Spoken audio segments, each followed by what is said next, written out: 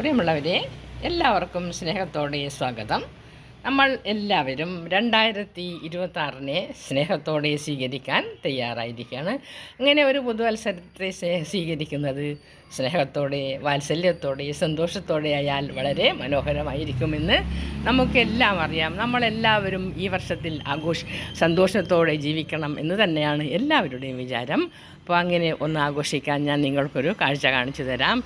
ഇത് നോക്കൂ, ഇത് ഞാൻ മുറ്റത്ത് നട്ട് നനച്ച് വളരെ മനോഹരമായി വന്ന ഒരു മഞ്ഞ തെറ്റിയാണ്. ഈ തെറ്റിയിൽ ബൊക്കെ പിടിച്ചതുപോലെ മനോഹരമായി പൂക്കൾ പിടിച്ചിരിക്കുകയാണ്.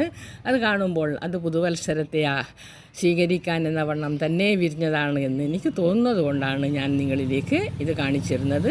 ആ മനോഹരമായ കാഴ്ച കൊണ്ട് സുഖത്തോടെ, സന്തോഷത്തോടെ, ക്ഷേമത്തോടെ എല്ലാവർക്കും പുതുവത്സരത്തെ സ്വീകരിക്കാൻ കഴിയണമെന്ന് ഒരാഗ്രഹമുണ്ട്. എല്ലാവർക്കും സ്നേഹത്തോടെ, സന്തോഷത്തോടെ പുതുവത്സരം ഉണ്ടാവട്ടെ എന്ന് ആശംസിക്കുന്നു.